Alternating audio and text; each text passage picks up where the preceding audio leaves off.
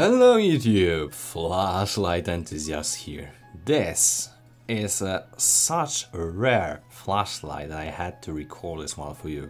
This is the Zebralight SC700d HI, which is their, let's say, new refreshed model with 21700 cell and XHP70.3 high intensity LED for really nice, powerful EDC flashlight. Extremely compact, extremely regulated, and quite unique on the market.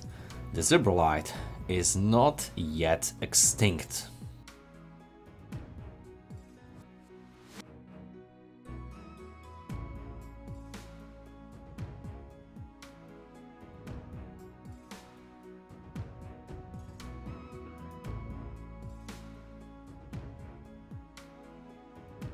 Surprisingly enough, Zebralight still has some flashlights in their offer. The problem is that they ship only inside the US, so for us from Europe we have to use different intermediary services to really get their legendary flashlight. The one I'm talking right now here is the SC700d HI, which is the XHP70.3 high intensity LED version.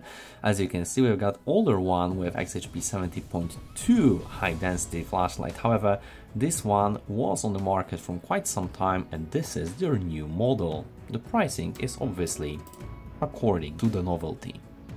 SC700d high intensity comes in a standard Zebralight package. They never pay attention to marketing and it's just plain cardboard, and inside we've got just the user manual with different settings explained and some pocket clip and standard 2 spare O-rings and nothing more. The SC700d features standard Zebralight design. We've got this really characteristic type and color of ionization, plain nerding on the battery tube with some grooves for your fingers, which really adds some grip to it. As you can see, standard tail cap as well, without any magnet, mind you. And as you would compare it to the SC600 that I've got here today, the Mark IV, as you can see, the anodization color is slightly different. However, this is still a standard Zebralight design, identical switch, slightly larger head and battery tube as it would accommodate 21700 cell, but other than that you can definitely tell that this is the Zebralight. Looking in the reflector here, much larger and deeper to accommodate larger LED. This is the XHP50.2 and this is the XHP70.3 high intensity, so the newest one. I highly appreciate the Zebralight used their existing design but updated the LED for the newest one, because XHP70.3 high intensity will give you much more pleasant beam without any tint shift and slightly higher throw.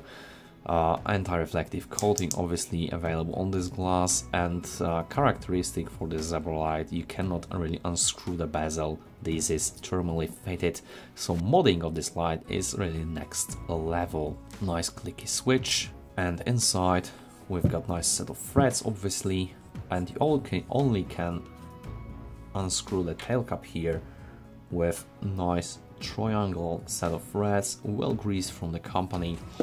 And here is something also characteristic, these pins instead of springs to really lower the resistance and quite frankly also do not scratch the battery, really rarely seen in flashlight world right now. I'm using obviously the Samsung 50S as I mentioned in other reviews. Inside you can also see different pins down there, but you cannot unscrew this bezel, nothing really, only the tail cap. Looking at the reflector, this is definitely good quality down there. LED is perfectly centered and orange peel reflector is of highest quality without any dust. The head also has some shallow but numerous cooling fins to help dissipate the heat. However, knowing Zebralight, it won't be really necessary when it comes to the heat generator, because these flashlights are extremely efficient and have quite low thermal limit, around 50 degrees Celsius. However, the drivers are designed to adjust the output according to the temperature in micro steps, so what we'll see in the runtime graph section. When it comes to the UI, we've got standard Zebralight approach, so one click for high, one click for off, double tap for medium mode, one click for off, and holding the switch for low, one click for off. In each of these three groups, you double tap for going to the second mode in this section, so slightly similar to Armitech UI, but slightly different as well. So if you want to go into the medium mode, you double tap, and then inside this mode you double tap again to cycle between medium 1 and medium 2. As you can see, we got this little bug here in this particular model, and I really hope that this is just the sample, because we've got fresh battery, good set of contacts, but this flashlight still turns off in the medium mode or high mode randomly. I'm not sure why. One click for high mode, double tap to go into high 2, double tap to go to high 1, double tap again high 2, double tap again high 1, etc.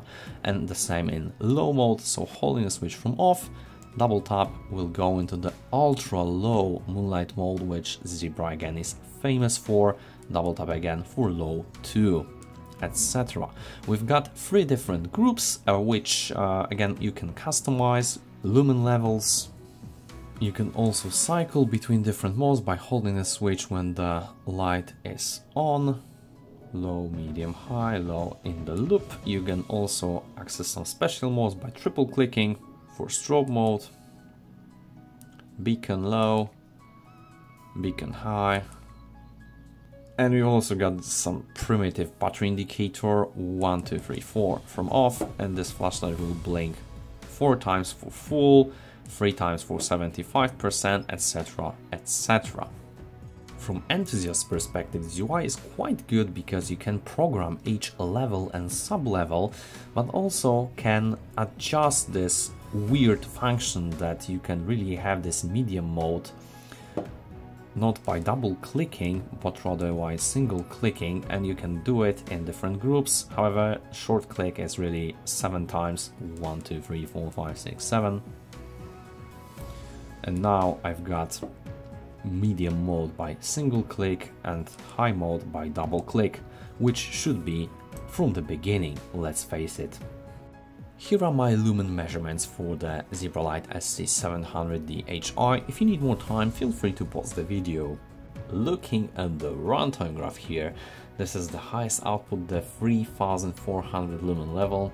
And as you can see, we've got nice regulation of output and micro adjustment according to the temperature. First things first, we've got still over 3138 lumens after 1 minute and 59 seconds before flashlight started to step down over the course of 90 seconds around 2869 lumen level, with flashlight head achieving around 45 degrees Celsius.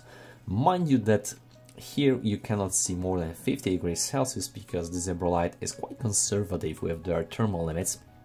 However, as you can see, we've got no flat output regulation, but rather maximizing the output according to the temperature. So we've got this micro adjustment where the flashlight goes a little bit higher in temperature, it decreases the brightness, but when it cools down, it increases the brightness again. You can clearly see that when you go with flashlight underwater, that the output is going up, and you can see tiny steps with your naked eye. So we've got fluctuations between 1078 lumens and 1465 lumens, depending on internal temperature, with overall runtime of 2 hours and 9 minutes before stepping down to lower modes. Flashlight body stabilized at 45 degrees Celsius. Here is the high 1 output, again 1826 lumens at start, and still over 1764 lumens after 11 minutes and 25 seconds, with slight micro adjustments seen on this period, before a slow step down over the course of 2 minutes to around 185 lumen level, with flashlight head achieving 45 degrees Celsius. Again, advanced brightness adjustments between 1084 lumens and 1440 lumens depending on internal temperature, with overall runtime of 2 hours 16 minutes before stepping down to lower modes, flashlight body stabilizing at 50 degrees Celsius. Last but not least, the medium 2, which is again 763 lumens at start, and as you can see here, those adjustments are really cosmetic, oscillating around 740 lumens depending on internal temperature, again with overall runtime of 3 hours and 52 minutes, mind you, before stepping down to lower modes, with flashlight body stabilizing at 32 degrees Celsius. In this particular mode you can see the legacy of Zebralight drivers and their legendary efficiency when you've got over 700 lumens for nearly 4 hours from 5000 mAh capacity battery, and flashlight head does not get even warm. I can confirm that my sample also discharged my battery to 2.26 volt level during runtimes in lower modes. This is a major red flag for me, and it could potentially damage the Li-ion cell, because discharge level that is safe for such batteries is 2.7 volts, and Zebralight even says in the manual that it has a voltage cutoff at 2.7 volts. Please be careful and do not ignore the blinking signs that Zebralight sends to you indicating low battery level.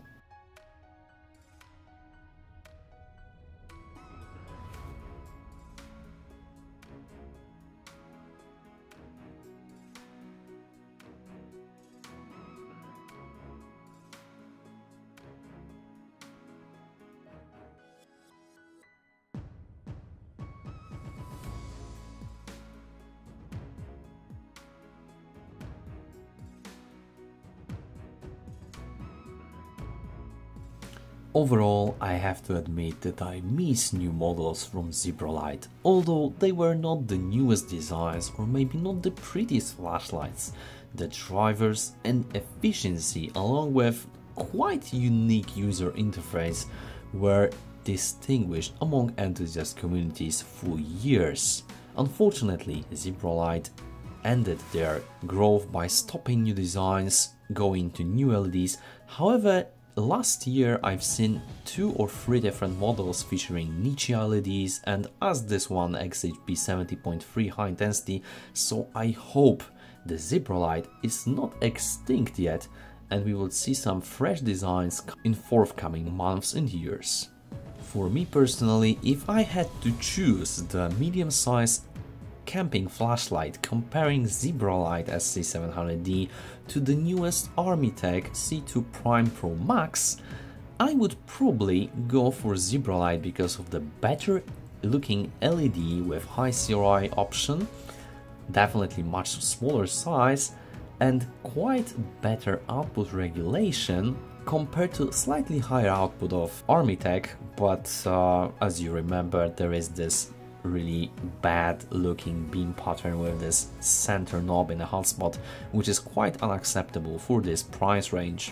I certainly hope that this bug when the Zebralight is turning off is just this one sample. However, please let me know in the comment section down below if you have similar experience with your Zebralight SC700d, or this is just one case, because otherwise this is a major bug and should be treated seriously by manufacturer. So that's all from me for today. I highly encourage you to check out the Zebralight SC700d, especially with this XHP70.3 high intensity emitter. If you have any questions or comments, please leave them below this video. Hit the like button, hit the subscribe button to support the algorithm of this channel and not to miss any future videos that I release. Thank you so much for watching, and we'll see you in the next one.